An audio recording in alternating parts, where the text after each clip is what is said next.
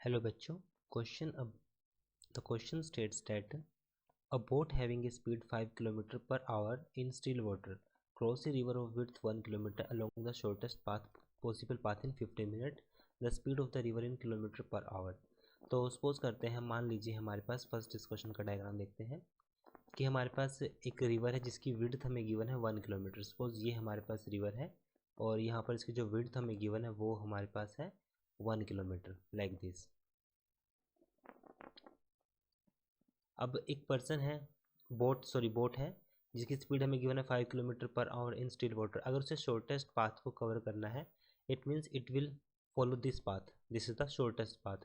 और यहाँ पर वेलोसिटी हो जाएगी v.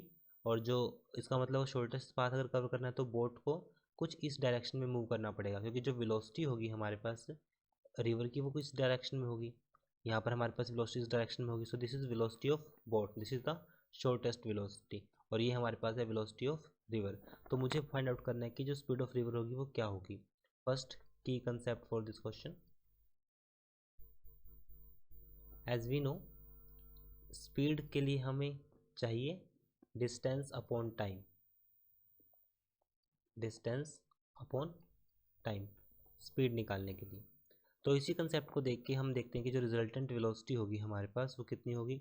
अगर resultant velocity that will be equal to, अब एक वेक्टर हमारे पास ये है, एक वेक्टर ये है, तो अगर मैं इस वेक्टर को, अगर वेक्टर की टेल पार्ट को मैं इस पॉइंट से मिला दूँ सो ये हमारे पास हो जाएगा resultant, that is V are.